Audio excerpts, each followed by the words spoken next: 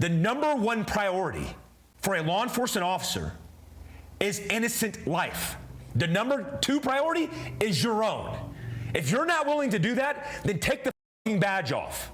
One, I don't know how these officers that we've identified so far haven't been fired for cowardice, for incompetence. We are having the debate in the country for the first time in my lifetime that not only will first responders potentially not show up in a right amount of time with the right capability, they might not do anything at all. Tards. I am convinced that nobody here knows what they're doing. Not one motherfucker here knows what they're doing. Hey, what's going on, guys? Welcome to the Fieldcraft Survival channel on YouTube. First and foremost, I want to say that I am shocked and appalled by the video. That was a difficult time for the district attorney to release after people on both sides, including the family of the victims, was fighting for it not to be released with audio. And then people from the other side of the argument were saying it needed to be released. It doesn't matter. That's not what this video is about. The video that I'm about to do for you, one, is not monetized. The only reason I'm doing it in such haste is because I want to figure out right now, based on the information that we have, what we can learn from this tragic experience. This happened in a school in Uvalde, Texas, in the United States of America. And whenever you lose life, that's tragic. But when you lose life and see so many opportunities to save and potentially protect life, it bothers me personally. Having children myself, having seen a lot of things behind the scenes, getting a lot of contact from law enforcement officers who were around or involved in this, it bothers me personally. But I want to make sure I get this video out for everybody who's a parent, who's a responsible citizen, and who's in law enforcement to understand what went wrong and what we could do better. Here we go. All right, guys, so the video that I'm going to go through, there are a lot of the things that have been released in segments. The problem with that is there's no context. A lot of people this morning on social media are talking about the guy, for example, who used hand sanitizer in the middle of this whole thing going down, which I have my own opinion about when we get to it. But I'm going to talk through the timeline, as well as the video, as well as the 26-page report that I have on my phone in my hand right now of what went wrong and the tactical assessment of what we could have done better according to Alert, which is a nonprofit called the Advanced Law Enforcement Rapid Response Training out of Texas State University, who has done a really good job of doing an assessment on this circumstance and giving their best recommendation and getting it out in a timely manner. I think whenever something like this happens, we need to get this information out as soon as possible to prevent and deter this happening in the future. So let's get to the beginning of this timeline.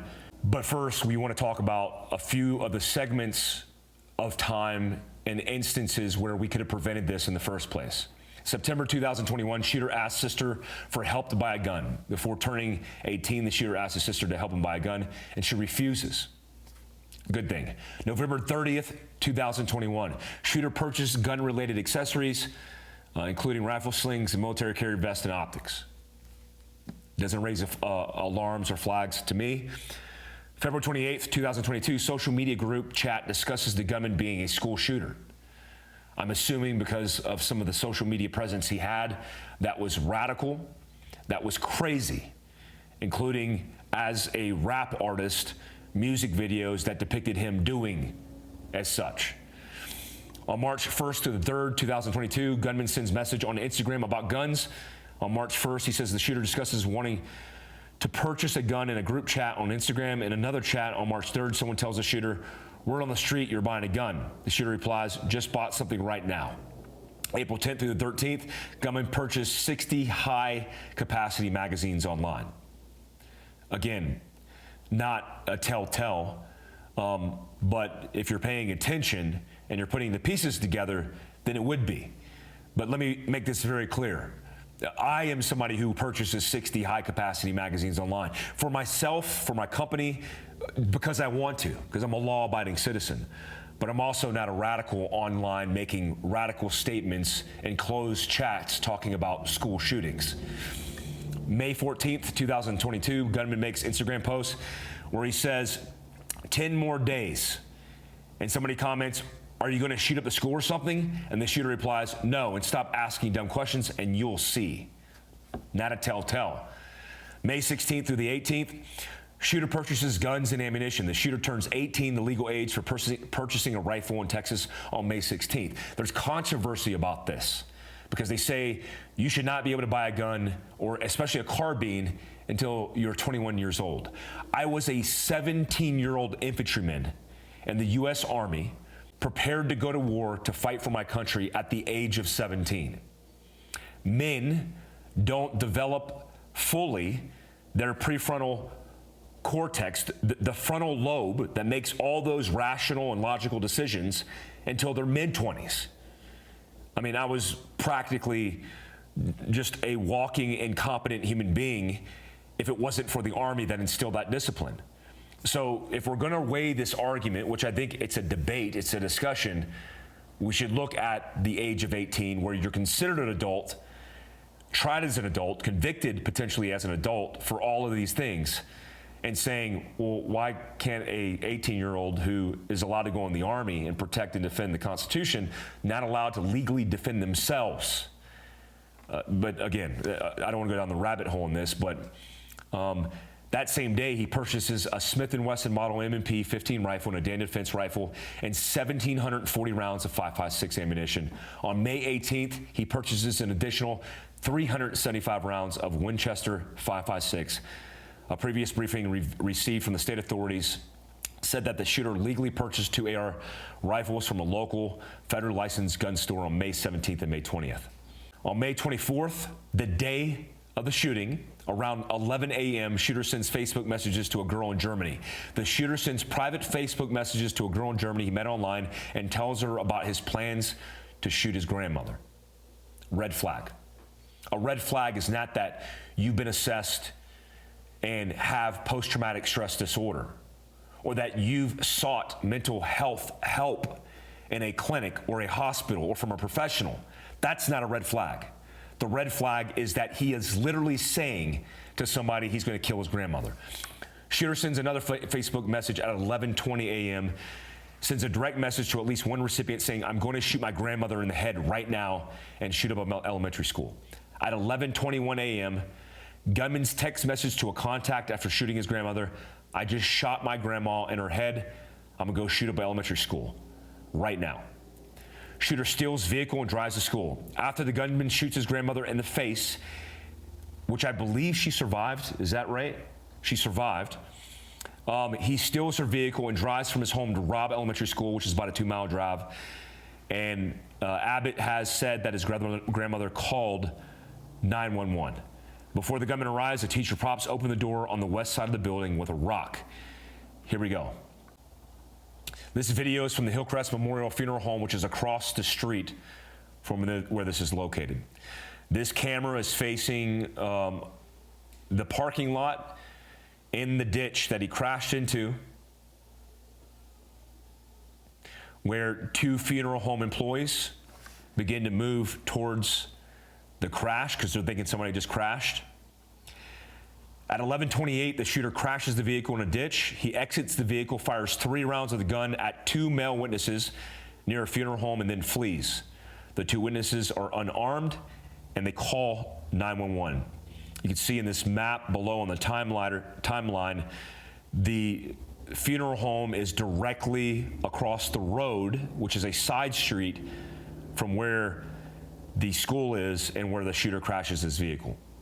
Those 2 employees start jogging towards the accident and try to help out the best way they can.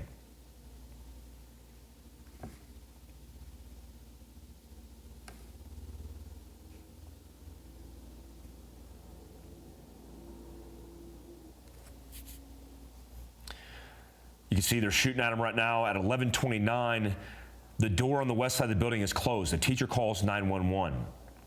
On the video, which is real time, this is happening in real time at 11:29. The same teacher who propped open the door earlier closes the door on the west side of the building. She then yells for students to get into their classrooms.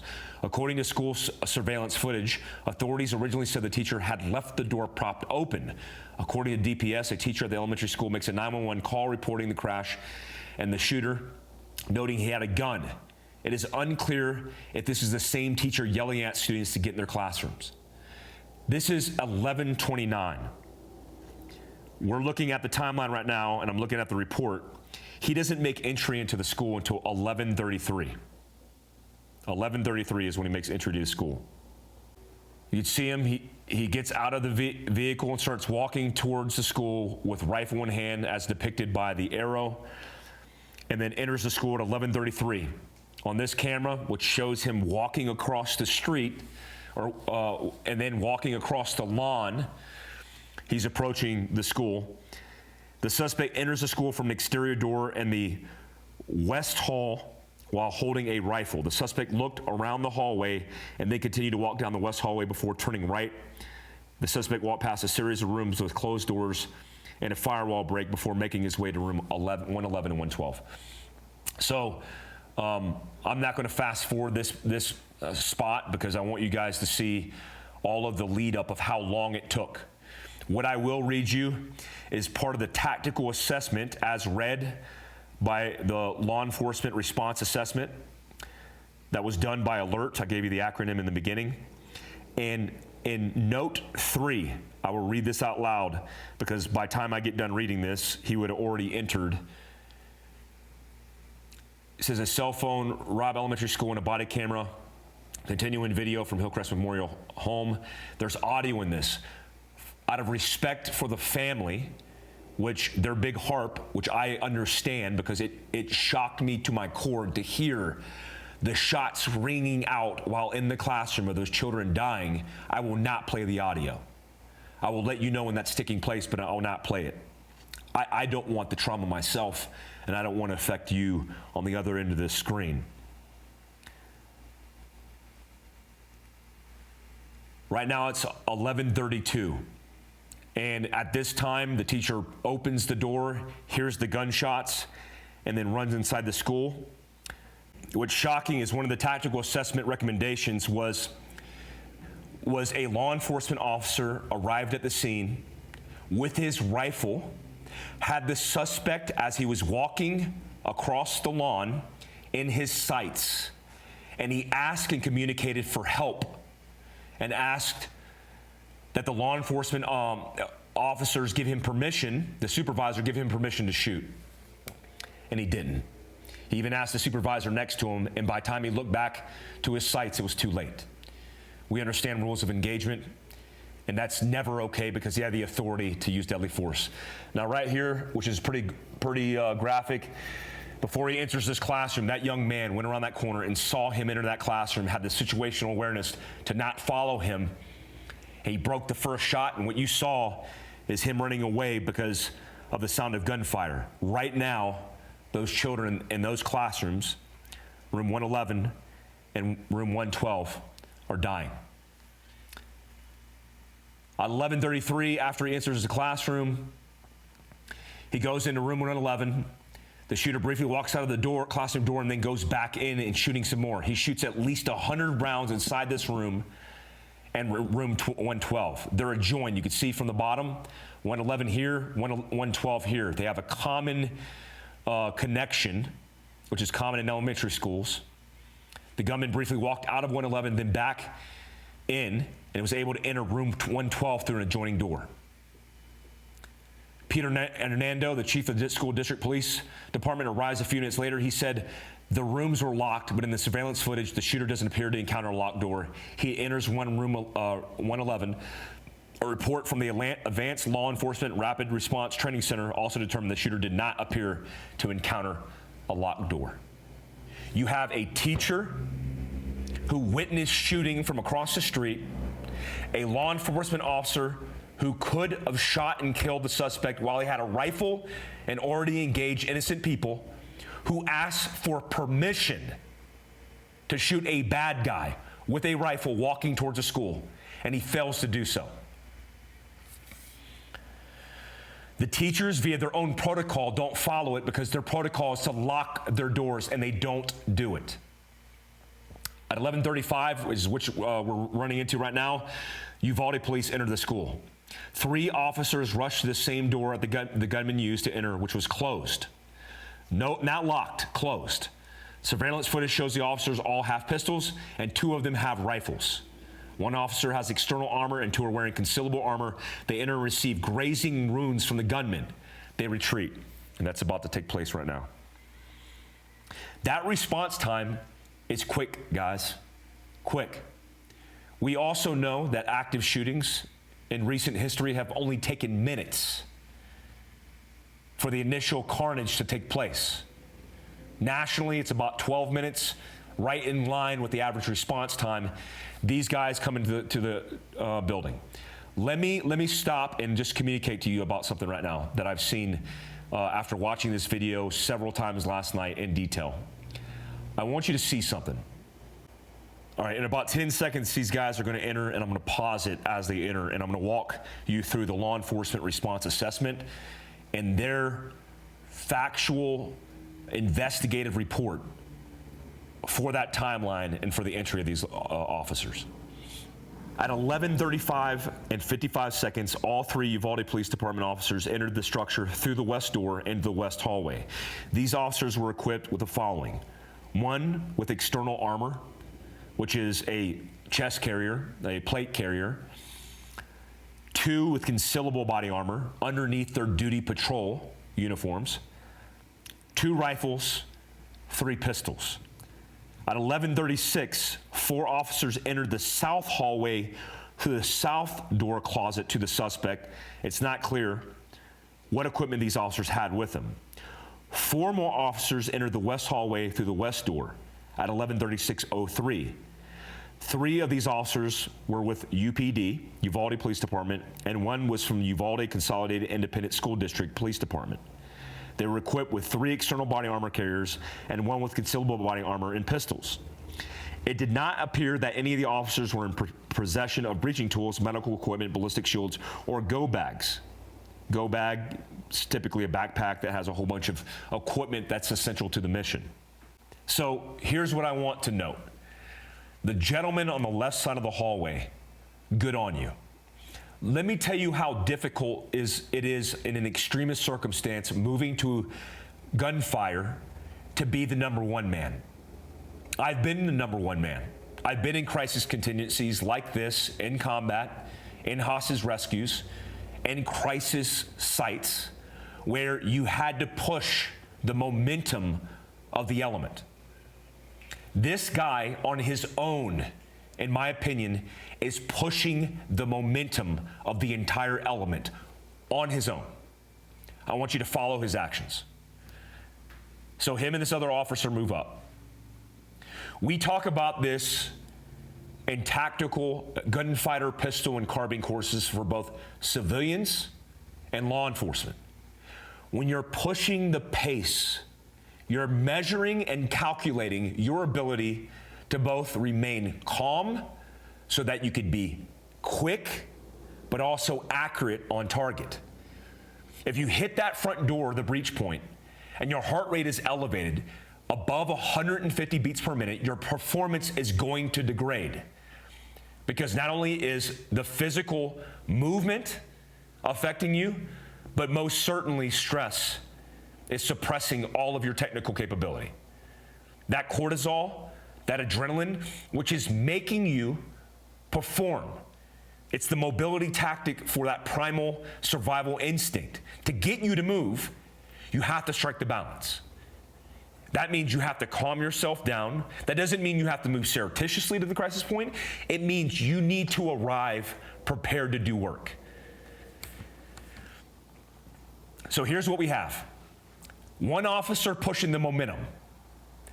Number 1 man is never wrong because he's driving the momentum. Your job as the number 2 man, in this case, the guy with the rifle who's in patrol, his patrol uniform, He is not supporting number 2. Look at number 3 as he comes into this hallway.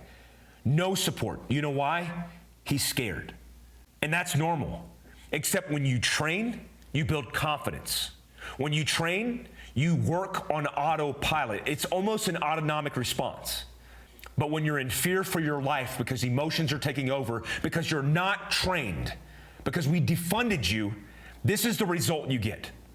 So the number 3 officer is not supporting number 1 and number 2. He's hesitantly moving, giving hand and arm signals to walk behind, and he's got a rifle.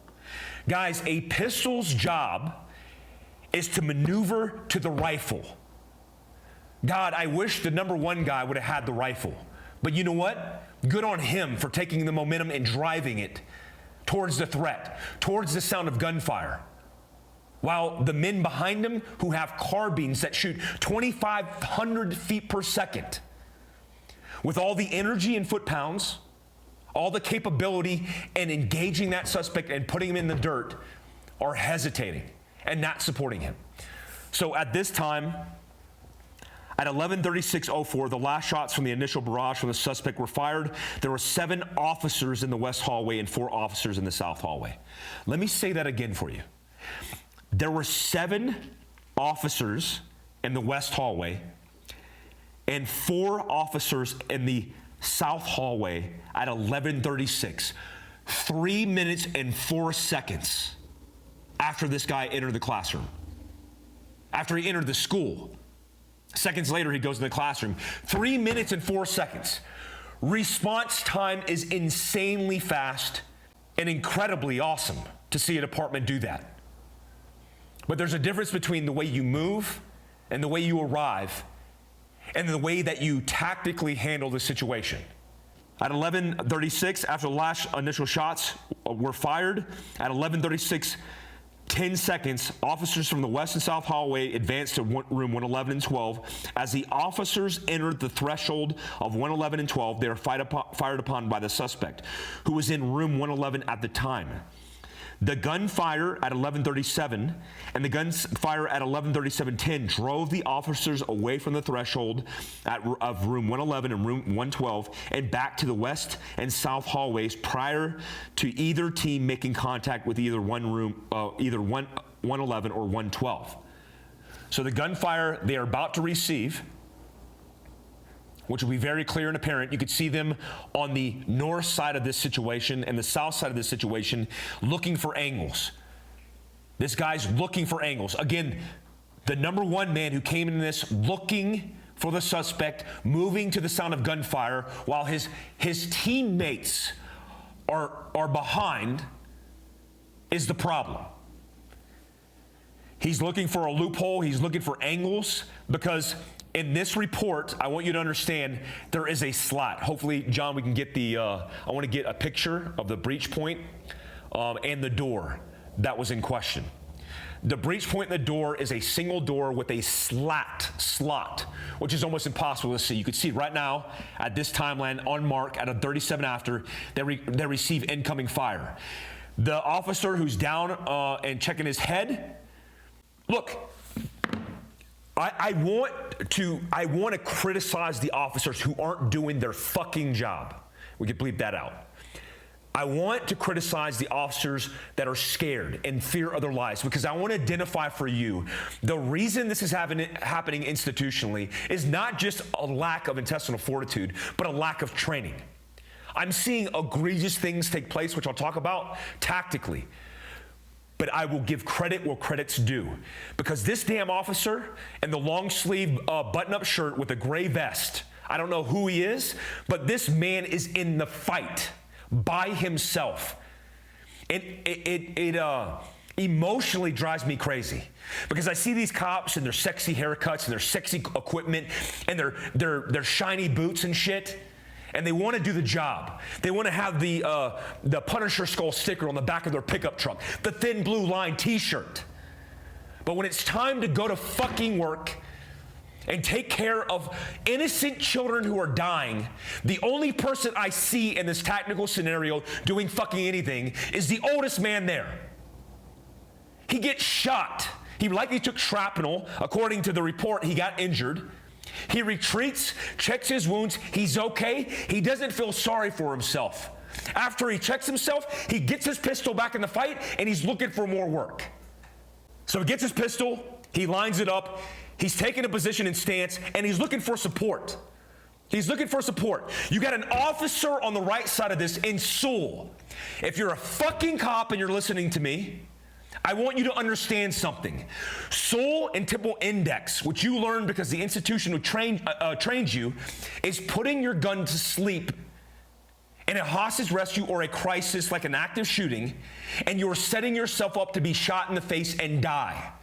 That gun should be oriented down the hallway towards the threat, not at the ground at your fucking boots. I want you to understand that you are being trained wrong. You are being trained wrong. The officer on the right is completely checked out. He's a patrol officer. He looks like a rookie. He looks young, and he has no clue what the fuck he's doing. I apologize for cussing. The officer on the left has his carbine finally in the fight. He has an EOTech. I can see it from here, just looking at the video. And he is not in a position to help anybody do anything. Let me use the arrow and show you where these guys should be. There is a wall right here that is on the side of the wall that is a perfect position for him to get the carbine in the fight. These guys are in a complete defensive perimeter. This is containment, guys. This is not how we operate in an active shooting. When we are in an active shooting, by protocol in the state of Texas and every institution in America, law enforcement, we need to be moving aggressively to end the threat. We don't get timeouts. We don't give timeouts to suspects who have killed kids or are killing innocent life, who initiate an active shooting, who have flipped the switch. And we certainly don't barricade ourselves and contain ourselves in defensive perimeters when this is happening. These officers, all of them, should be pulling cross coverage on this door, this major part of this threshold, which is basically a hallway, but this creates another threshold where they should be lined out, getting the carbine position on the door. On the door. When I'm positioned in this location, I'm waiting or I'm not. For mutual support to be able to move up to the breach point, get that door open at all cost. You don't need a fucking breaching tool. You need creativity. At all costs, that door needs to be penetrated. It is a door. The locking mechanism with a shotgun, even with a carbine, could be potentially breached. But again, what are we talking about at the level of training these officers have?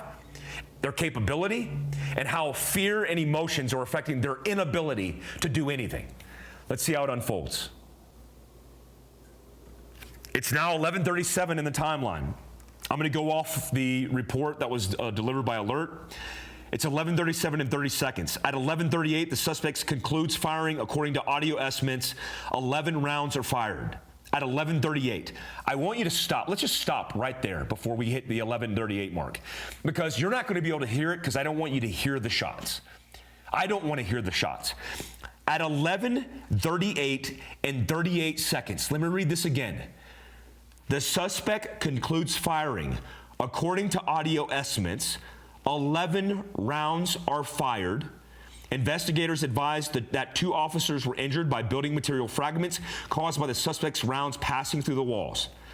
Officers generally remained at the intersection of the west and south hallway and the south hallway near south entrance until the final assault. A lot of people I've heard, including officers that I respect, said as soon as the shots were concluded that this turned into a barricaded suspect. You don't know your fucking job. That's not how this works. You don't get to become an active shooter, turn on the switch, kill innocent people, and then turn off the switch because you want a timeout. That's why it's called an active shooter. An active shooter doesn't become inactive because he stops shooting. The assumption here is that this shooter would continue to rampage and kill more innocent life.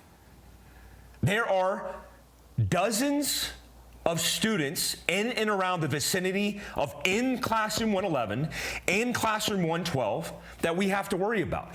Even if the thought process was, well, he didn't shoot anymore, so we have to err on the side of caution, you have students that I promise you, when the coroner gets back during the investigation, would have lived if received medical treatment of their trauma and the early onset of an hour window.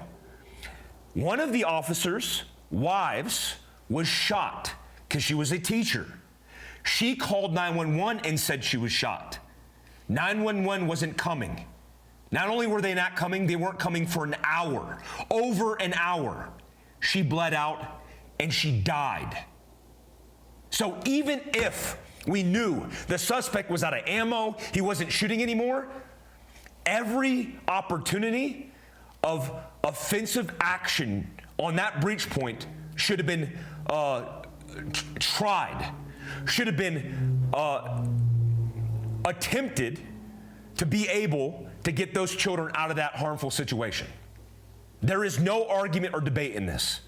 Every protocol, every SOP will tell you the same. If you are saying anything otherwise, you are blowing smoke up people's asses and you are lying. You are fucking lying. At 11:38 and 11 seconds, officers on scene but outside the hallway call for additional assistance to include a tactical team with specialized capability. In my opinion, at 11:38, when that call was made, that's where we lose the precious moments and opportunity to kill the bad guy. That's where this entire thing changes and goes bizarro world. The officer who's holding the pistol, who's aggressively still trying to get in the fight and trying to communicate, is one officer. This fucking dude, this douchebag right here, fire this motherfucker right now. Fire this dude right now. This incompetent patrol officer standing there, not supporting the number one man who's aggressively trying to campaign in his actions to get inside that classroom in desperation. While this dude's sitting at stool chewing bubble gum, like literally not doing anything. Fire his ass right now. The officer goes up, takes a knee to get a tactical position. Not one officer follows him.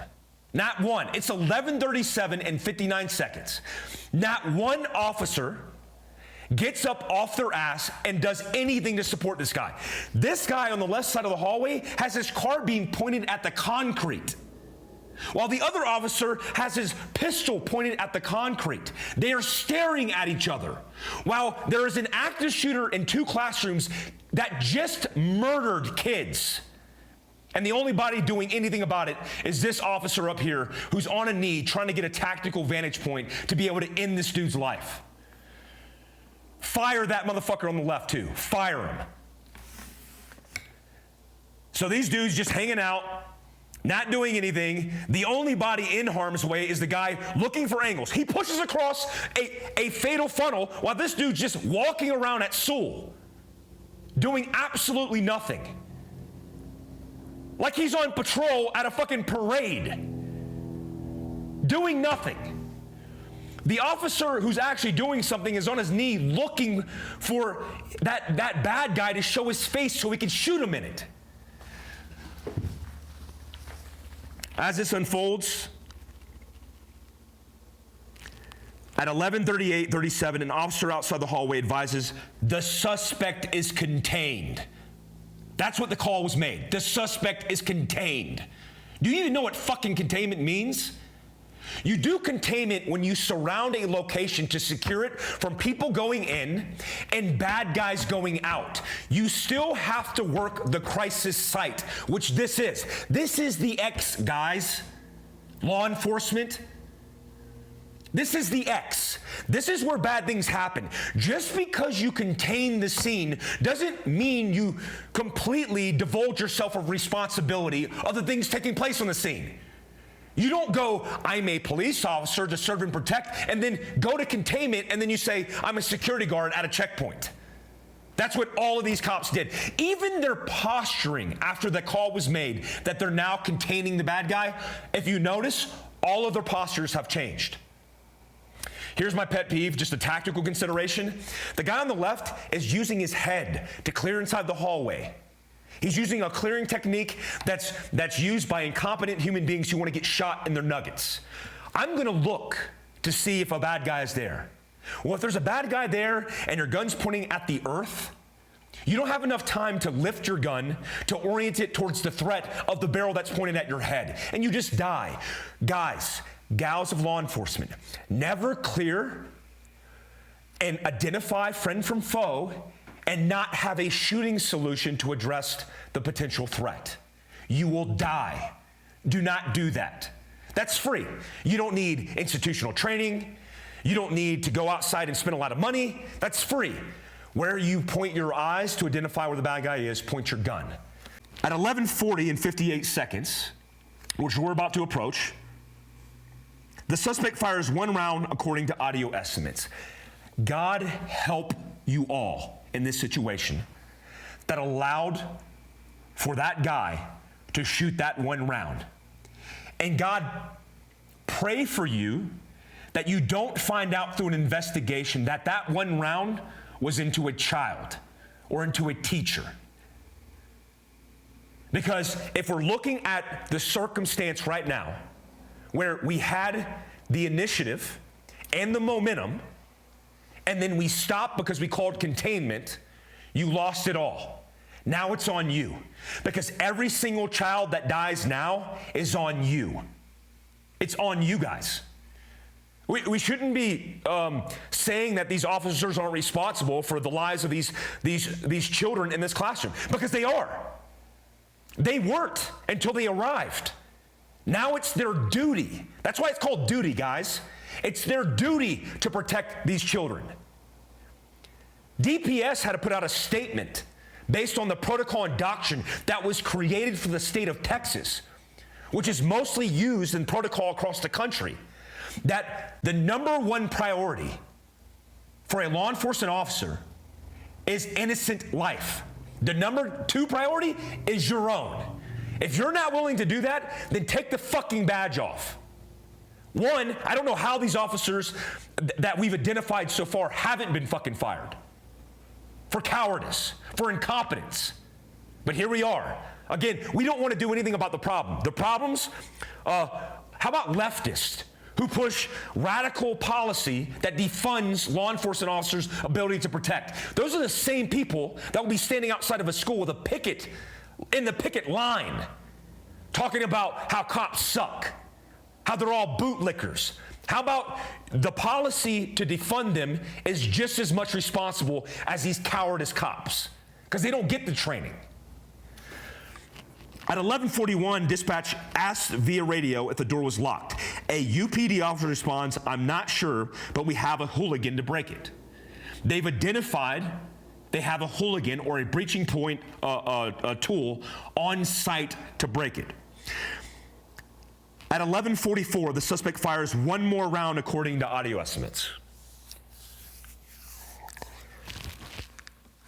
I literally want to play the audio at 11:44 so you could hear that shot break. And use your fucking imagination. Just use your fucking imagination.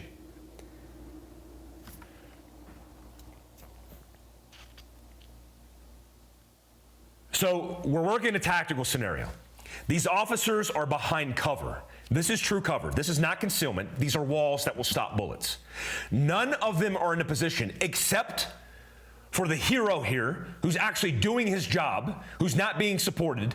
He's on a knee using relative cover with his gun oriented towards the threat, and he's still working the problem. Dude is on his hands and knees crawling towards the threat with no support.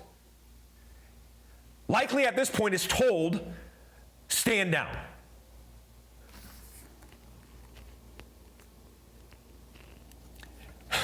For the second time, goes down the hallway. This is the second time, right, John? Yeah. Second time, 11:40, goes down the hallway by himself again. Checks his head in the open. Now the dude just doesn't give a fuck. But nobody's supporting him. We have 11 officers in this hallway right now. 11 with guns. At 11:48, a police officer enters through the west hallway and states she says she is shot, referring to his wife. He is escorted outside the building. We are having the debate in the country for the first time in my lifetime that not only will first responders potentially not show up in a right amount of time with the right capability, they might not do anything at all. Period. I don't want to say that out loud because I have plenty of officers. Midland SWAT, New Jersey State Patrol, San Antonio Police Department. I know many officers I trained throughout the country that would give their lives for a complete stranger, that would run into harm's way. I've seen it. But you have these officers not doing anything, including an officer whose spouse is in there dying, and they don't want to do anything. They have to escort him away. I would terminal list that shit. Like, it would be a very fucking bad day. It'd be a very bad year for a lot of fucking people. The first ballistic shield enters the hallway at 11:52. As these guys are working this problem, we get officers in positions. They're now holding the rifles oriented up on the threat. They're getting a little cross coverage. They're actually looking through their optic, and they look like they have more competent officers who showed up. I don't know their background, but I could tell from their kit, I could tell from their positioning that at least they're getting into the fight. At least they're getting into the fight. The problem is tick-tock, Doc. The clock is fucking ticking. Kids are bleeding out, and potentially more lives are going to be lost. And what are you doing about it? The answer is nothing. The answer is nothing. At 11:52, we bring the shield in. I won't offer any excuse for these law enforcement officers at all. There is none. Zero excuses. Cowards. You're all cowards. Mike Glover is telling you to your face, you can come here to Heber City, Utah, to my face, and I will call you a coward to your face. But let's just give them the benefit of the doubt that they're not trained, because training and cowardice are two very different things. If you're trained and you have the confidence, then you potentially would run to the sound of gunfire. If you're not trained and you use emotion that controls and consumes you, and you still fight through it with grit, that's another thing entirely. We see that's not the case.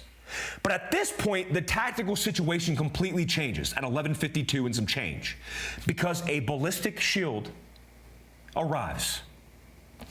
You have body armor, you have a carbine in front of your body armor. That's all I need. That's all these officers needed. But now you got a shield. A ballistic shield that is capable of sucking up the rounds from the suspect that will protect you just in case you thought you didn't want to die from bullets. That's likely the case. I don't want to die, so I don't want to be in this situation.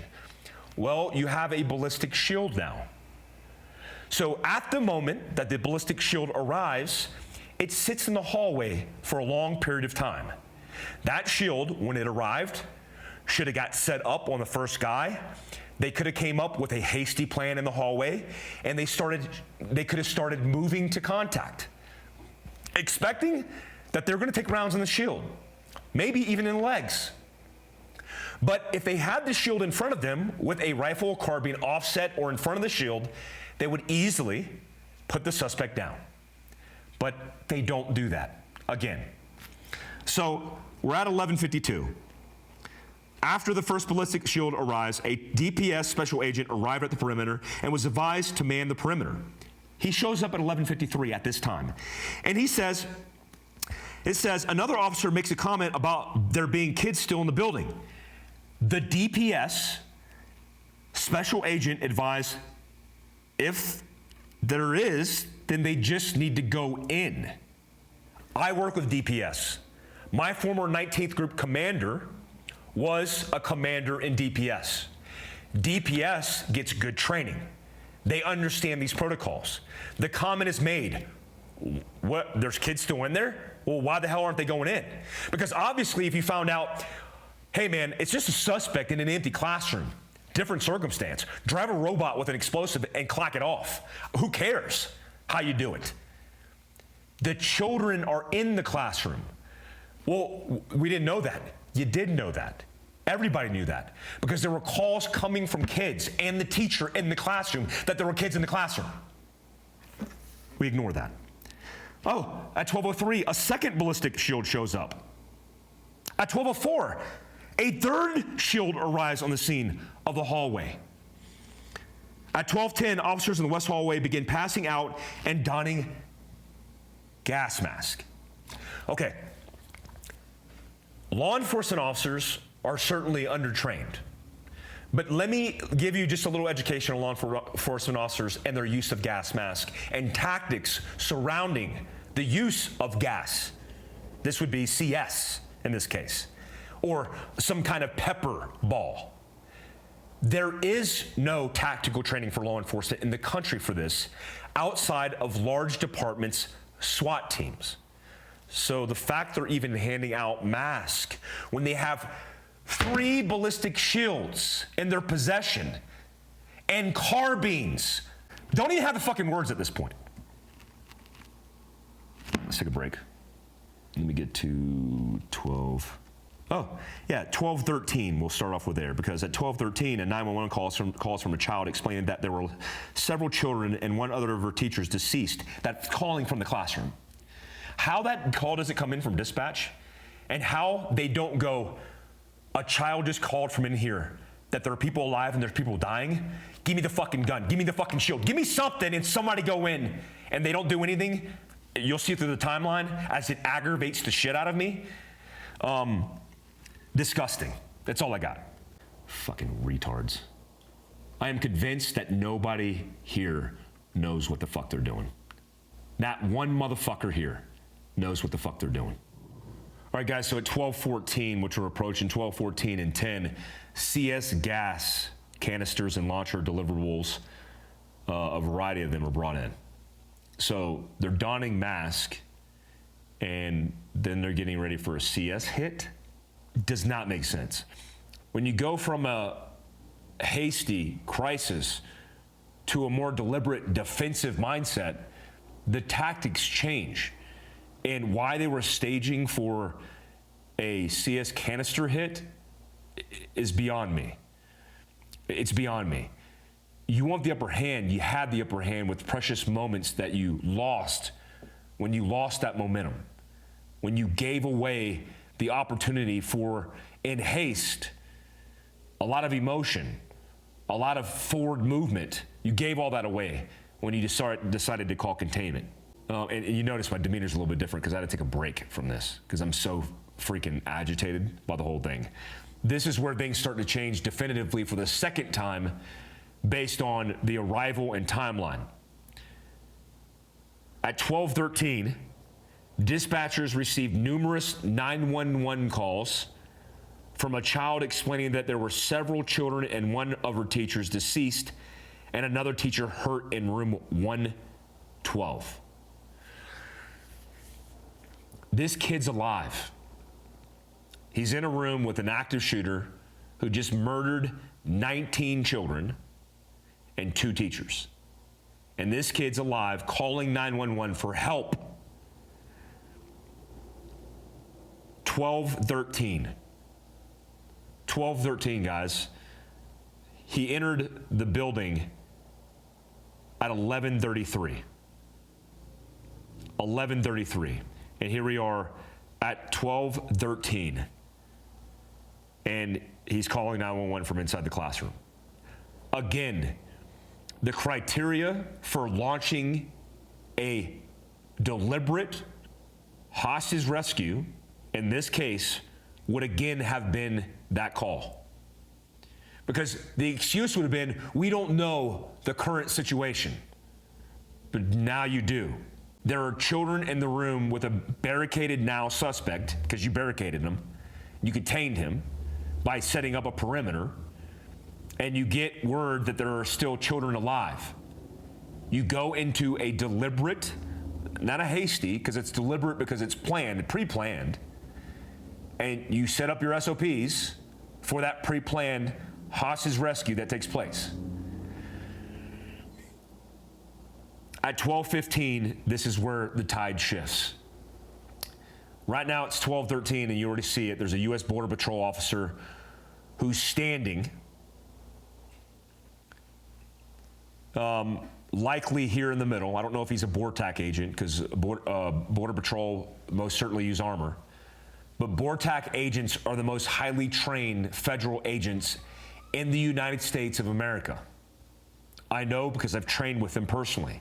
They are very capable, they are very competent, and they're the guys you want to do the job.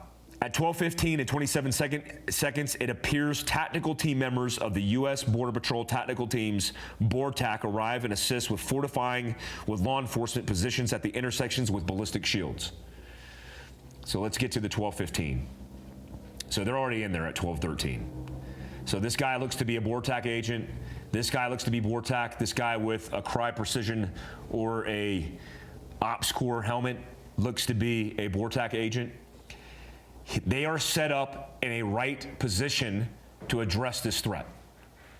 This right now is positioning for forward movement for a surreptitious movement to a breach point. That looks to me like what they're doing. That looks to me like what they're doing. Up in the top left corner, you see Officer Gazaway's body camera of activity outside of it. So let's go ahead and continue to roll.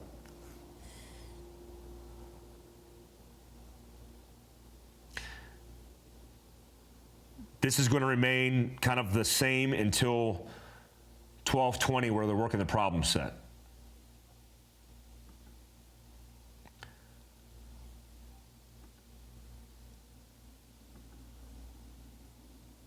At this point, because it's deliberate, they're likely doing a lot of deconfliction. You see right here, up in the Officer Gazaway's camera, you got a couple morbidly obese officers. That's a problem. It's never a problem institutionally when you want to keep a guy in his job. When you hook a brother up, that's never a problem. But when you're trying to save lives, it becomes a problem, because that dude's a liability. You got two types of law enforcement officers, like you have two types of people in life: assets and liabilities. What are you doing? If you're a liability and you're hindering the ability for people to do their job, or the ability for these officers to get on target and save lives, then you're a liability. You're not an asset. Now, what it looks like at 12:19 is them donning masks and them getting ready for a CS hit. But I don't know if it's BORTAC who's making that call. I will say, if it's BORTAC that made that call, different consideration. If it's local patrol officers making that call to don mask, get the hell out of my face with that. Get the hell out of my face. If it's BORTAC, they are quite capable of doing that. Now here's the infamous jack wagon in the blue plaid who shows up off of, you can see him in Officer Gazaway's body camera, and he's kind of floating around. Let's see if we can pick him up in a little bit of advanced movement. So there's an officer that it's right here in the top left of this corner, who's wearing a ballistic helmet and a sheriff's vest. I don't know who this person is. Here's my assumption.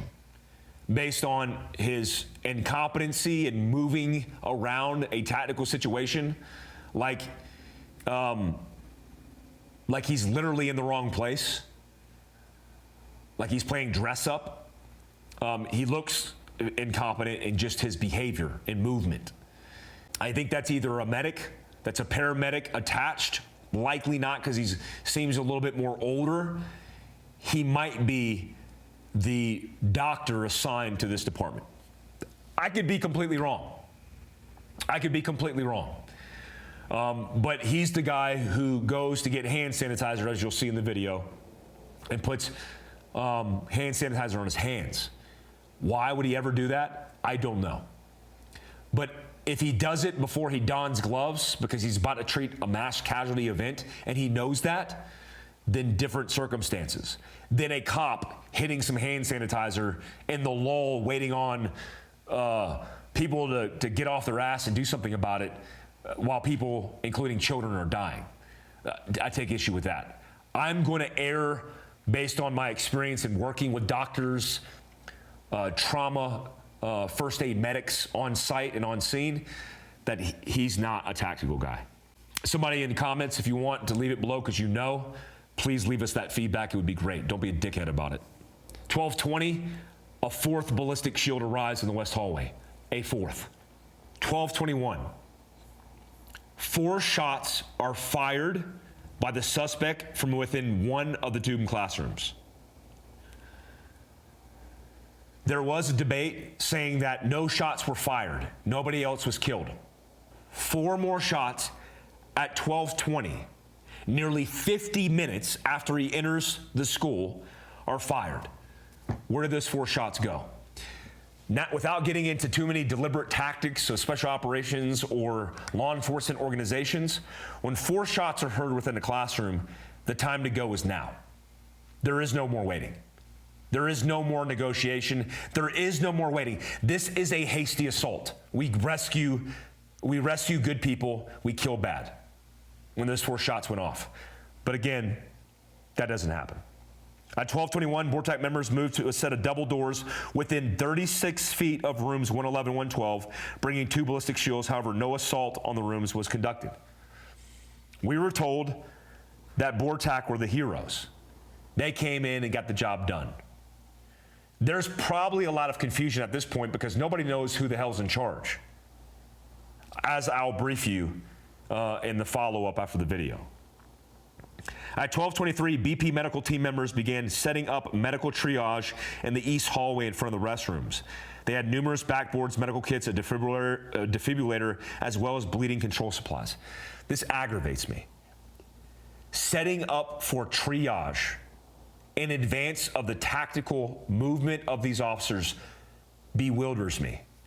The number one priority should have been killing the bad guy and then get those kids out of that classroom and move them a couple hundred feet to the ambulances that are set out on where containment should be. We shouldn't be containing the bad guy in a hallway in a classroom. We should be killing him. We shouldn't be setting up containment 36 feet away in a static position, preempting an assault. We should be assaulting now. And the fact that they had time to set up for triage, knowing that there's children that are fighting for their literal lives inside that classroom.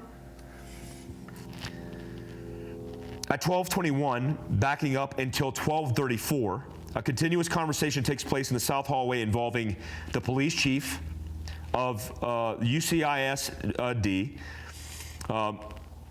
Aaron Dondo, and a UPD officer discussing tactical options and considerations, including snipers, windows, and how to get into the classroom.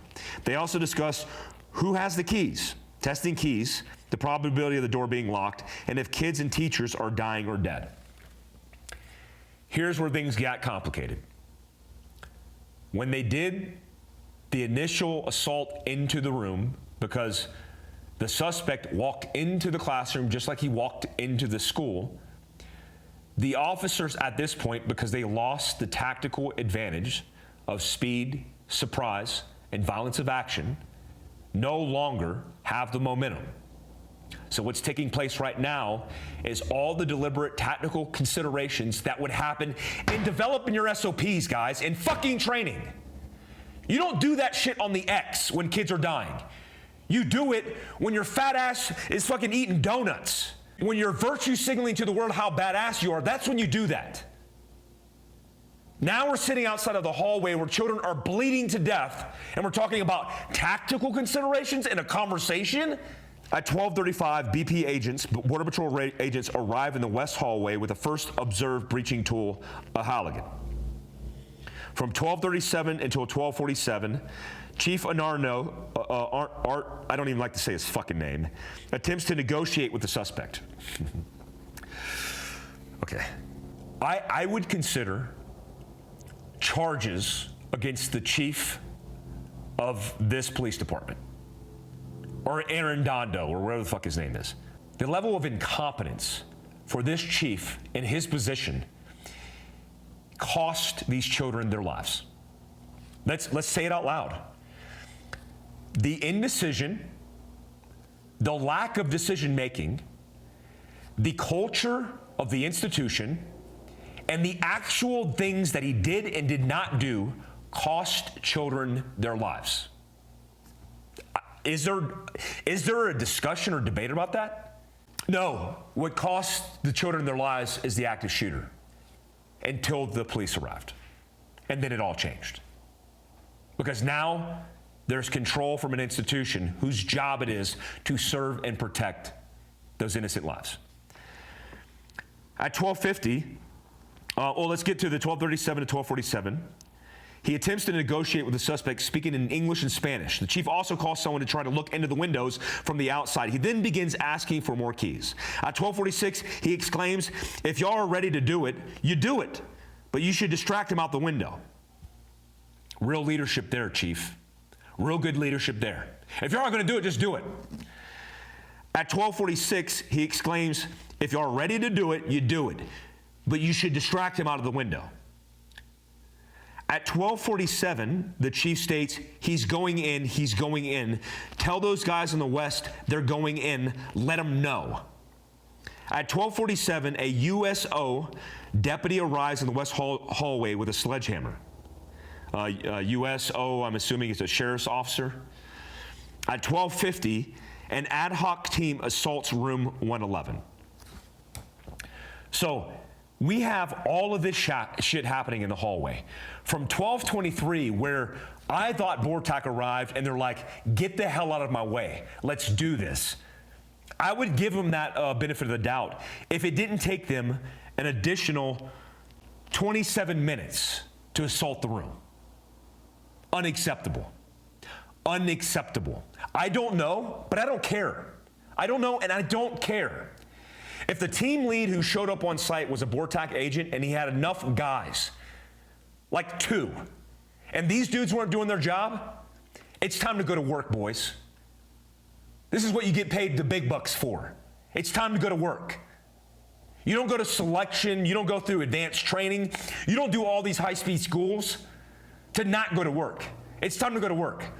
Grab your shit and go. That's what he should have did. But instead, they went through a deliberate planning process, thinking this was a barricaded suspect, even after, at 12:21, as Bortak members are setting up, 4 shots are fired.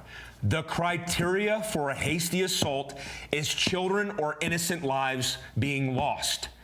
That should have activated the criteria, and you still didn't do anything about it. I'm sure there's excuses.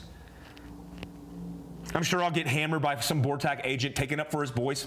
Yeah, you can't convince me otherwise. I'm looking at timelines and videos of incompetent people not doing their fucking job. I don't care. Well, chain of command, I don't care about your chain of command because there's a moral right. So we got 30 minutes to blaze through here. We'll go through this. Cops doing everything.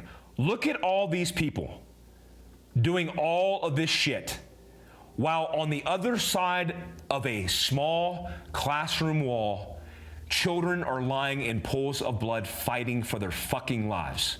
Let that sink in. That's what's happening. You got dozens of officers in tactical gear and equipment, ballistic helmets, the sexiest carbines, the sexiest pistols, the sexiest high-speed gear that an operator can have.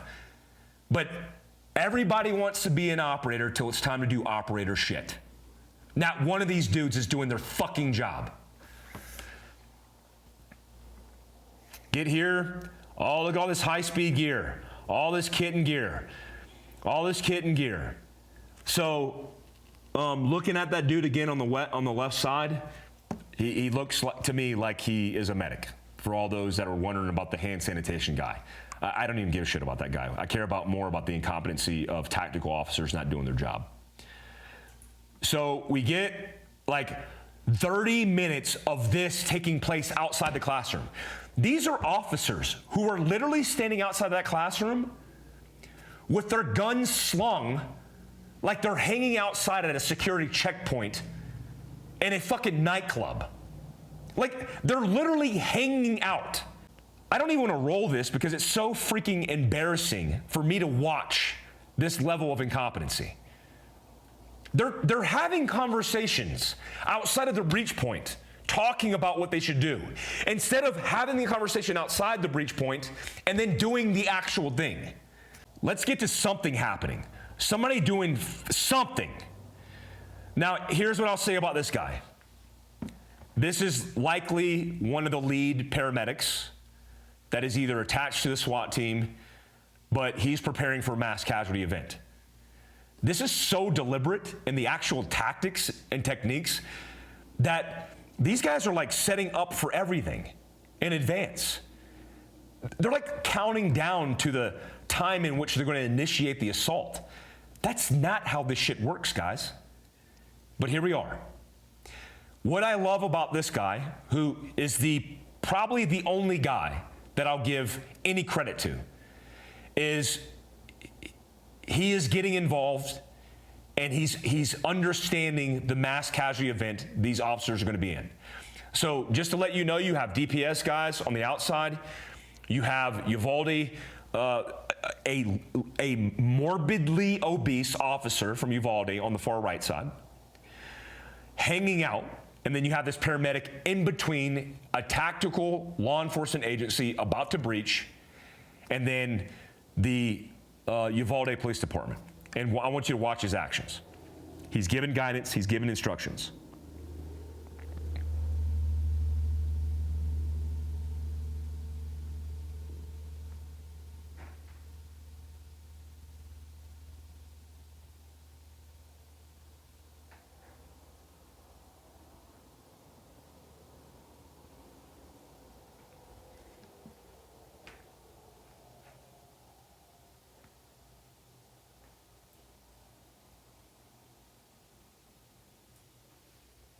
As they're staging for this assault, they're getting ready for war. It takes one human being. Talk to Kyle Morgan. Talk to Christian Craighead. It takes one human being with the will and the motivation to end violence, to stop this all. One. It doesn't take an assault force. It doesn't take a deliberate timeline. And it certainly shouldn't have taken over in an hour. We're at 12:44, guys. This scumbag piece of shit entered this school at 12:33. We're at 12:44. We're 6 minutes away from an assault. Let me give you some news about the assault. The suspect, when they went in the classroom, wasn't even in the classroom. He was in the closet. How long was that suspect in the closet? Waiting. Meaning we could have had a lot of time to pull those innocent children out. Yeah, but in hindsight. No, it's not in hindsight. It's what we do. You move to the sound of gunfire. You stop and eliminate the threat. That's what you do. That's your job. If you're not willing to do that, then get a fucking new job. It's what me and my special operations peers train you to do across this country. There are many agencies and many men and women that I've trained who have done it, who are willing to do it. But in this case, they weren't. They didn't have the willpower. They certainly didn't have the competency. And they just didn't do it. They know what time the assault's going to take place. They're staging for a deliberate. I could tell in their actions, them taking knees, waiting at a last cover concealed position to initiate the assault. They're waiting. The paramedic is backing off these guys, which is good, because he's telling them to back off. He's literally giving them instruction because they're so incompetent. You have a tactical assault force about to conduct a hostage rescue, and you're standing in the hallway with guns like you're going to do something. How about you just get the fuck out of the way and let men do their job? Thank God the paramedic's there, because if he wasn't there when the assault initiates in about 2 minutes, then these idiots would have ran up behind him.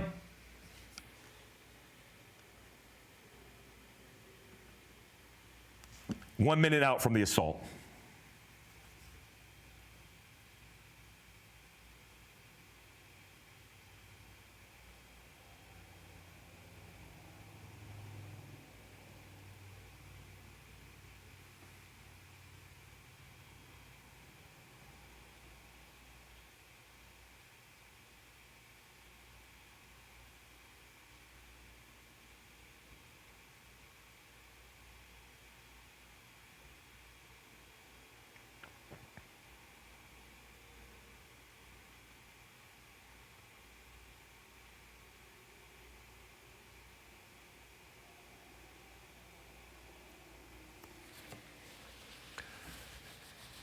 Assault's about 30 seconds out, guys. I'm intentionally wanting you to see this because I want you to walk through it with me.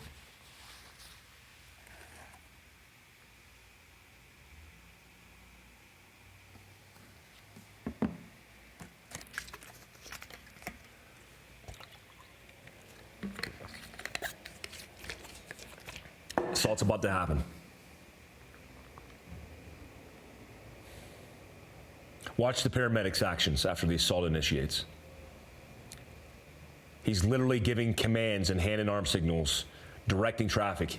That's called command and control. It's what the chief didn't do. It's what a lot of the initial tactical response officers didn't do.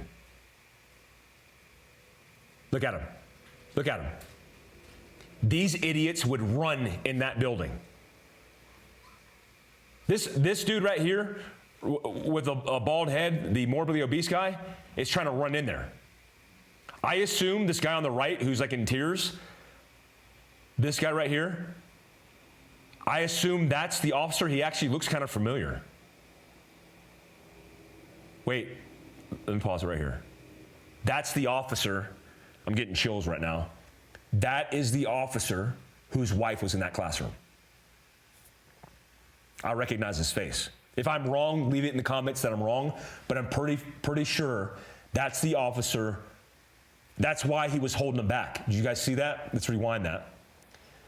So his buddy has him grabbed by the back of his armor, and you can see him. His behavior is like he's trying to get in there. His buddy's grabbing him. I thought he was grabbing him because he's like, that's how you stage for a movement, but it's not. I think he was holding him back. So let's just watch his behavior as this thing kicks off in about 30 seconds.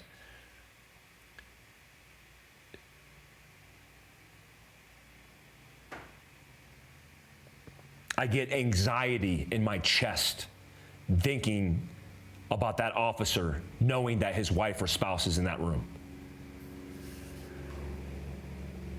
There's a couple officers. There was one officer who had children in the school, but I think I recognize his face as being the officer whose wife was in that classroom. I might be completely wrong, but it looks like him.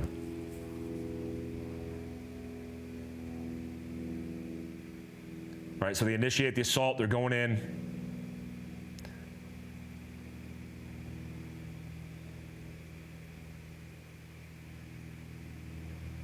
One guy squeezed him like go, but then they grabbed him.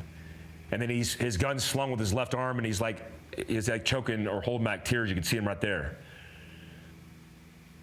And then he pushes him, or he takes himself outside of it, and he's in tears.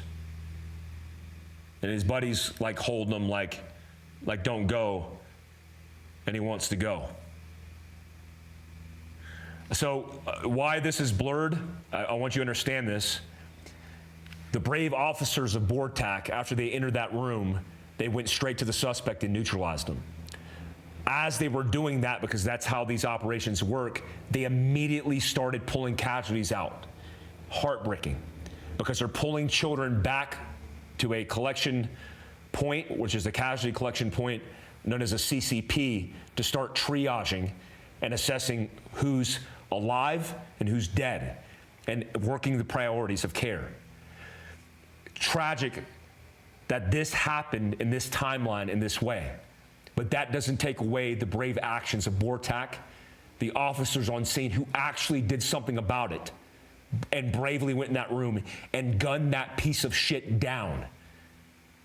I just wish, in looking at the timeline, that they would understand how many children potentially would still be alive if they did it at 12:36, 3 minutes after this piece of shit entered this school. But they didn't. There are precious moments in an active shooting that you have as the momentum of the active shooter's psychology and actions are creating chaos.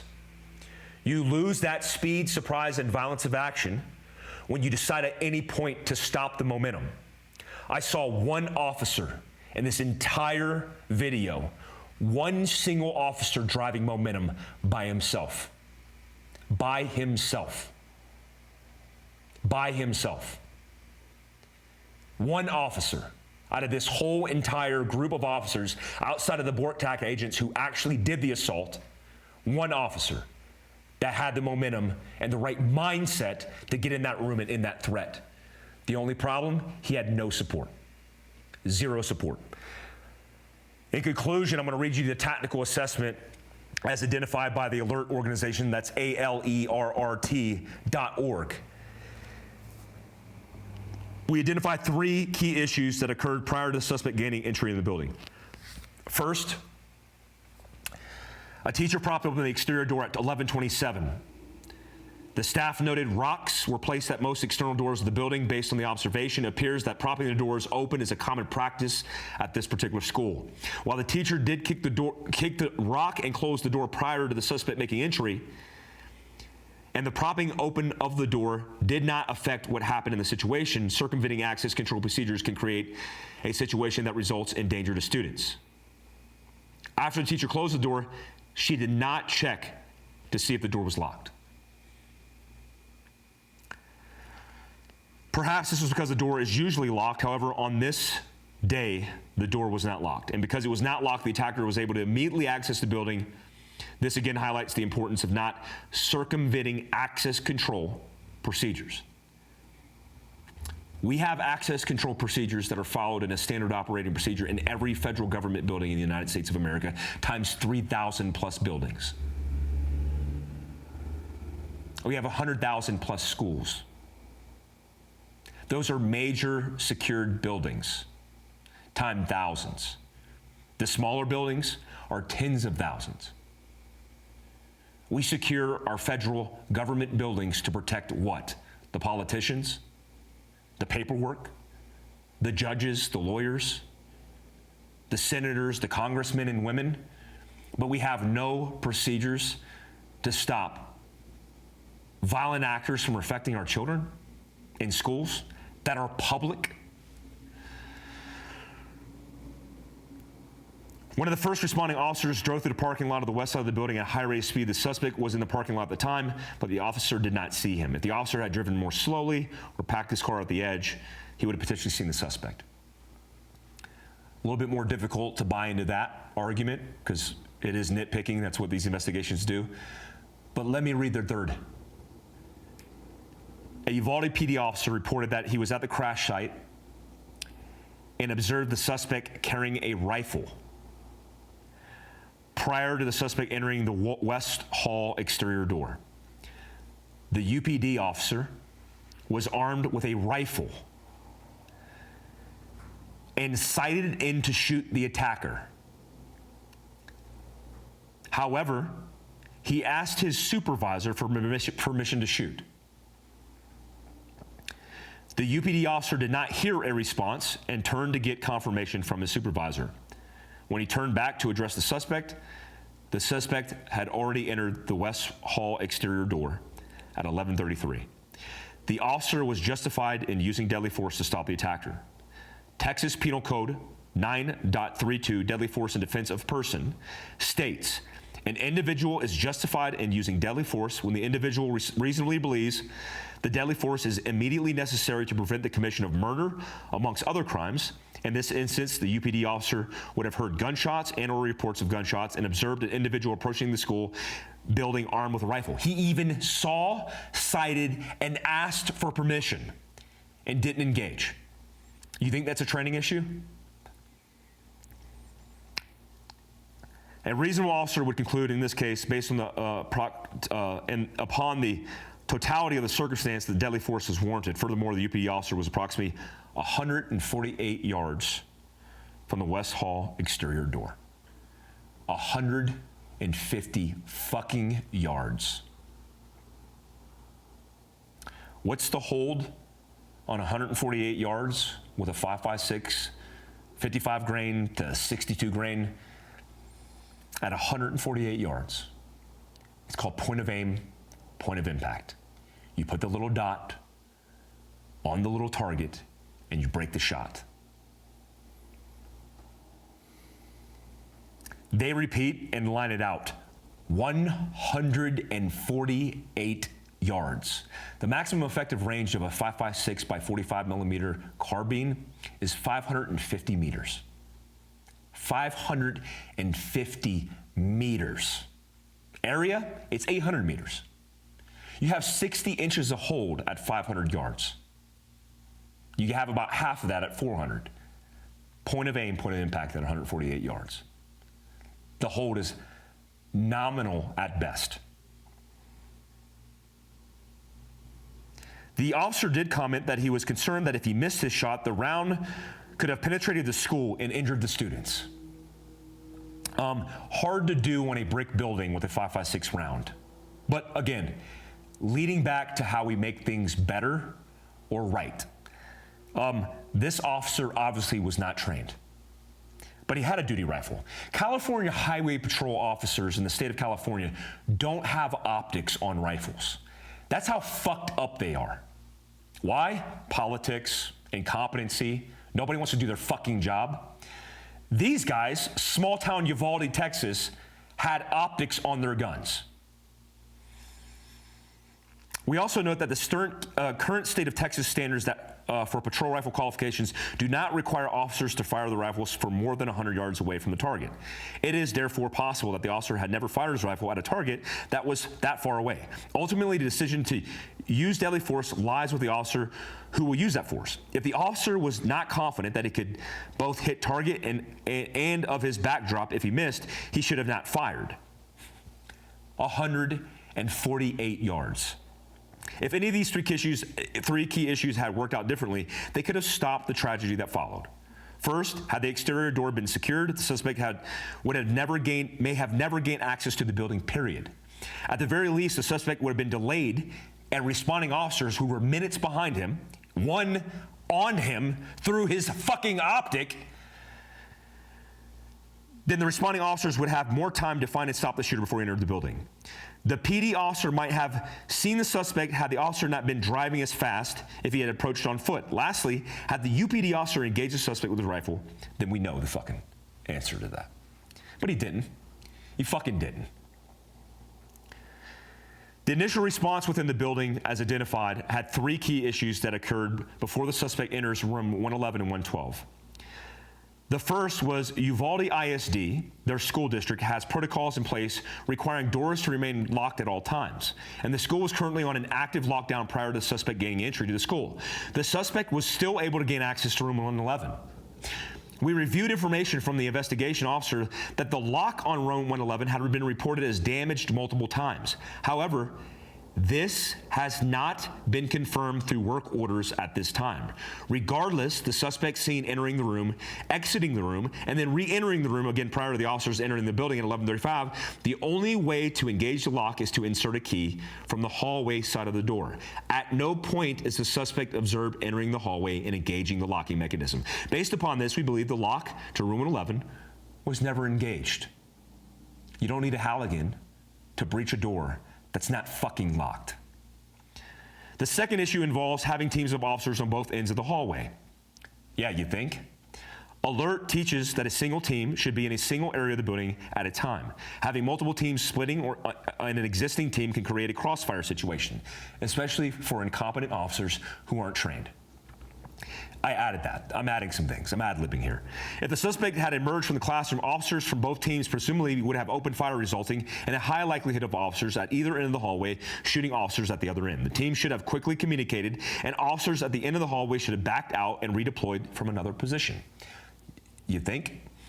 Additionally, alert teaches that teams consist of up to four members. Team larger than four tend to create congestion and interfere with the ability of the team to operate quickly and effectively.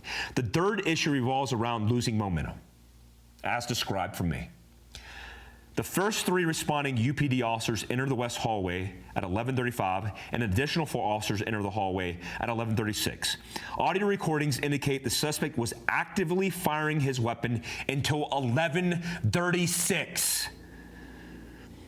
The first responding officers correctly moved toward the active gunfire. Children dying. Let me remind you, this isn't just gunfire, arbitrary rounds fired in a fucking direction. This is rounds being put in children's fucking bodies. Like, does that not fucking comprehend for people, for cops, for officers who are in that fucking hallway? The 7 officers converged on rooms 111 and 112 at 11:37. As the officers approached the door, the suspect began firing. This gunfire caused both teams to retreat. We note the officers did not make contact with the doors. They never touched any part of the doors, as noted by alert. The team approaching from the north fell back to the T intersection. This position is approximately 67 feet from the doors of room 11 and 12. This team approaching from the south fell back to the south end of the hallway. The team in the south hallway were not visible on camera, so their distance from the affected classroom is not known. Alert teaches first responders' main priority in an active shooter is to first stop the killing and stop the dying via their protocol. This is not just shit that's made up. This is their training. Stop the killing in black, bold font, and stop the dying in black, bold font. Alert in the FBI 2020, subparagraph 2-9, 2-15 to 2-16, inherent in both stopping the killing and dying is the priority of life saving. At the top of this scale, the first priority is preserve lives of victims and potential victims. Second is the safety of the officers. Fuck your safety. Fuck your comforts in that hallway. This ordering means that we expect officers to assume risk to save innocent lives. Responding to an active shooter is a dangerous task. There is a chance the officers will be shot, injured, and even killed. God damn, man, it feels good on your Instagram post to talk about how you're a cop and how cool you are and all the rad shit you do. But damn, if you're put in a situation where you actually have to follow through with that virtue. To adhere to the priority of life, the first responding officer's action should be determined based on the current driving force. In this instance, there is a suspect actively shooting children. The active gunfire is the driving force. The officers correctly responded to the driving force by moving towards the gunfire, as we talked about in the video. Damn good on that first officer for driving momentum. But fuck all of you for backing the fuck out like cowards.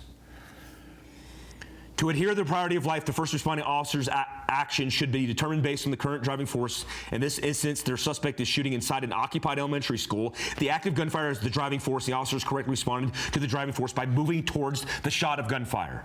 Ideally, officers would have placed accurate fire on the attacker when the attacker began shooting at them. Alert trains that widely used ABCs to cover accurate return fire, body armor, and cover. But they didn't.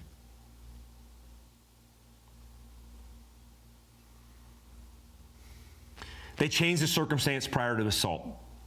As discussed, the situation became static at 11:38. Prior to 11:38, the responding officers began treating the situation as if it was a hostage barricade rather than an active shooter event.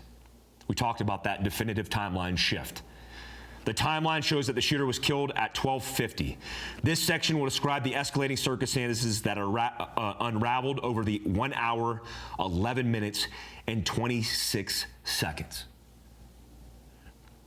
1 hour, 11 minutes, and 26 seconds. 1 hour, 11 minutes, and 26 seconds between officers taking static positions and the moment the suspect was killed. There were key moments. Factors increasing. We identified 2 factors that we believe increase the exigency. Exigency?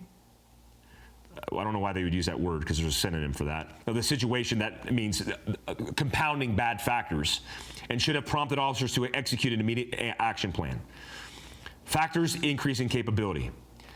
So two of the main issues. Gunfire. At 11:40 and 58 seconds, the suspect fired 1 shot. This is post-entry. Post-initial call for a deliberate circumstance, which we said we're going to barricade and turn it into a hostage rescue. Even the chief of police was negotiating with a fucking child killer. At 11:40, the suspect fires 1 shot.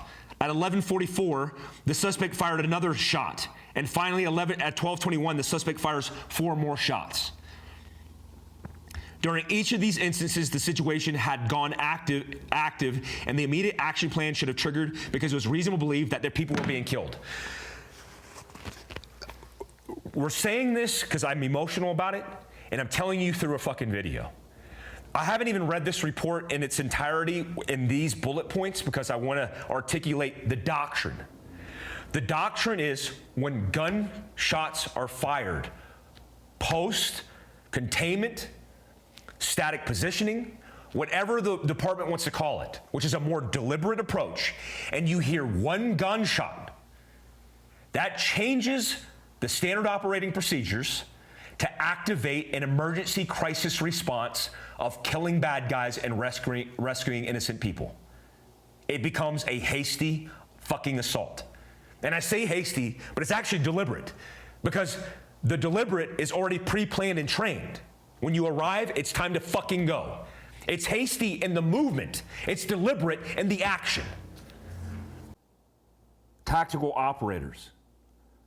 While many officers flow through the scene, the first known tactical operator, Bortak, arrived at 12:15. 12:15. Bortak operators receive extensive training and equipment to respond to barricaded suspects. Additionally, it is common for tactical operations to be turned over to tactical operators upon their arrival. However, it appears the control of tactical operations was not given to tactical operators on scene.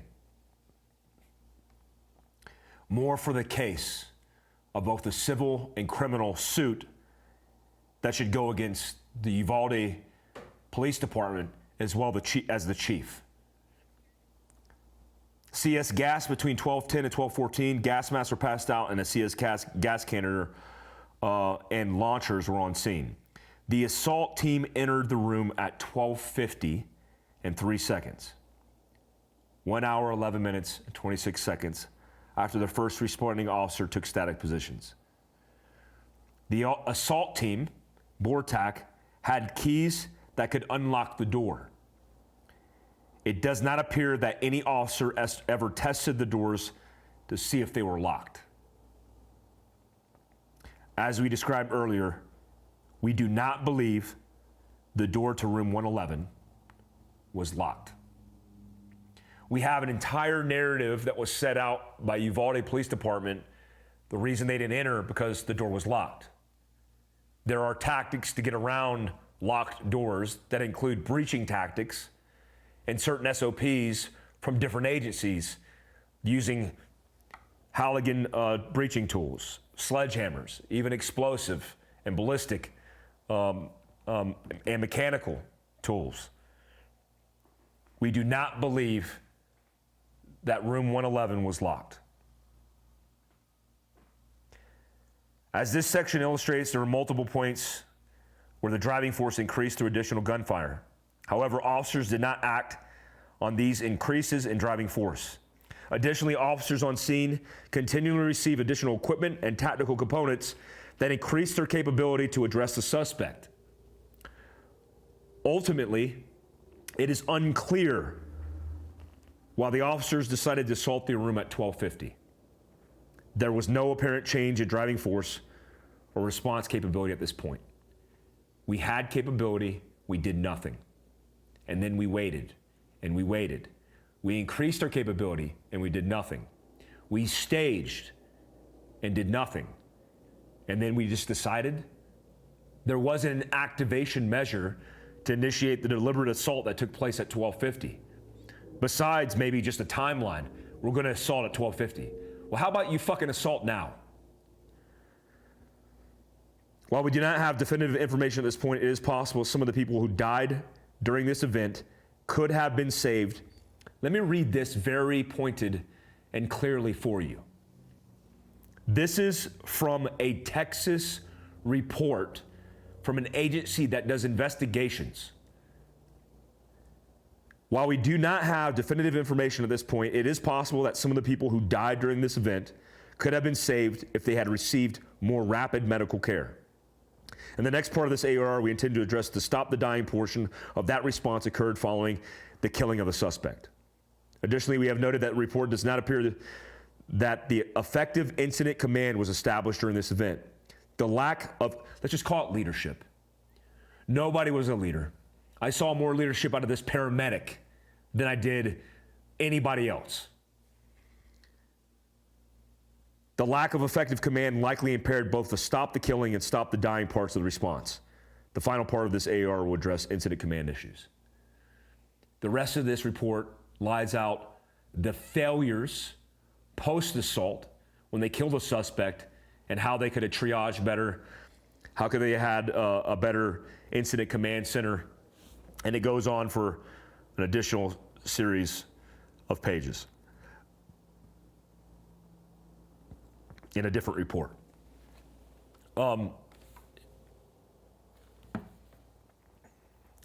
Let me just give you some closing thoughts. Defund the police was never a good idea. For all the idiots who jumped on the bandwagon, fuck you. Really. Like, fuck you, for real. You're disgusting. It disgusts me as an American, as a veteran, as a business owner, as a father, that there are idiots in this country who think defunding the people who are supposed to serve and protect our communities is a good idea over whack politics. That's all it is. You've politicized all of these things, creating all this radical ideology with your BLMs and your Antifas. And the only end result is innocent people pay, including dozens of people who were murdered in peaceful protests. But we don't talk about that because it's too controversial, because it has to do with race, so we can't talk about it. It has to do with mental health, so we can't talk about it. The reason this happened is not because of a gun, just because incompetent officers didn't want to do their jobs, but the totality of circumstances, including mental health crisis.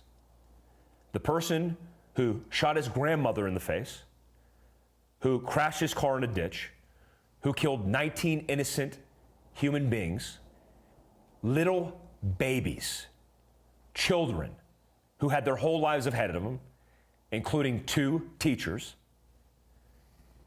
is the problem. We don't want to pay attention to the correlation of social media and suicide.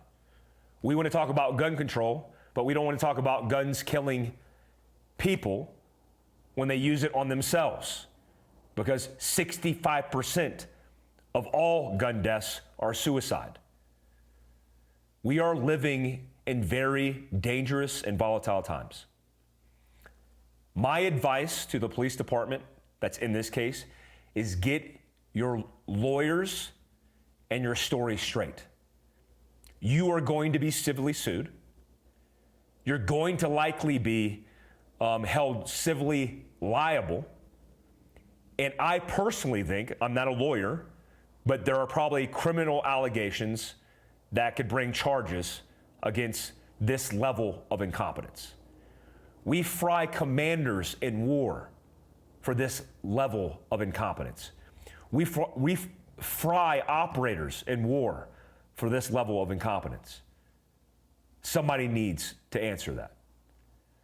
I would also recommend that if you're a police officer, you take heed and treat it seriously that your job is to serve and protect by training on your own time. When I was a special operations guy, I still trained. Me and Kevin Owens went on by ourselves and shot competitions. We did workout routines on our own time because that was our life. That was not only our profession and our job, but our life. If you're going to treat this role and responsibility seriously, then get the training. It really agitates the fuck out of me that I put it out on blast that I'm going to do free training, and then I host that free training and nobody shows up. But the next day people show up at $600 a slot, but law enforcement officers who I'm offering the training for free that sign up can't have the common decency to show up to get trained. So there's a cultural issue. It's not every institution. I work with several agencies in the United States of America who would have went in there with their bare fucking hands. But there's obviously a cultural issue at Uvalde's police department. There's obviously cultural issues at this location and this instance of incompetence and people not willing to put it on the line. The thin blue line. I'm not attacking officers. And if you're one of those guys who are like, you're a bunch of bootlickers and you do this, you do that, fuck you. I don't care. Because what I want to do is help those men and women in uniform who do want the training to receive the training and be better prepared for that worst case scenario. Because this shit could happen in your backyard. If you haven't realized it already, no policy, no proposal of policy has done anything to affect change in this instance. A 30-round magazine ban is going to change this instance? No. Mental health protocols is going to help this. Taking this shit serious is going to help it. That starts with you personally, because that's within your control. It starts with your family and your community. It's time that you cut the umbilical cord and start being more self-reliant, because this idea of outsourcing everything, including security of yourself and your family, is no longer warranted or valid. These are proven instances where it's no longer valid. It started for me, and BLM and Antifa started attacking our communities, and we thought culturally that was okay. And people, innocent people, lost their lives. Innocent business owners lost their businesses, and we're just rooting them on. Well, I wasn't on that bandwagon. I didn't post on Tuesday the black square because I didn't give a fuck about radical human beings trying to divide us. I'm an American first and foremost, and so should you. If you want to affect change, get with your local sheriffs and police department and help them. Campaign, raise awareness, sit in that local legislative office and let your voice be heard, not just your vote. That's how we produce change. You have to get off your ass. You have to do something. Being radical and a virtue signaler and talking shit, yeah, that will get you somewhere, but not very far. Guys, this sucks. I hate talking about this shit, but it's important. We have to be willing to confront the worst parts of our nation. There are so many good things about this country. I love this fucking country. I would do anything for it. I would have done anything for those fucking children. I would have given my lives, and all of my peers that I serve with and most people I surround myself with would have done the same. It's a bummer to me that I have to do this kind of review and get this passionate and be this angry and frustrated and emotional, but it has to be done. I'm not going to blow smoke up your ass. I'm not going to produce it, can it, make it seem like it's something it's not, because this is me. If you don't like me, I don't know what to do. Unsubscribe, delete and block me. Till next time, guys.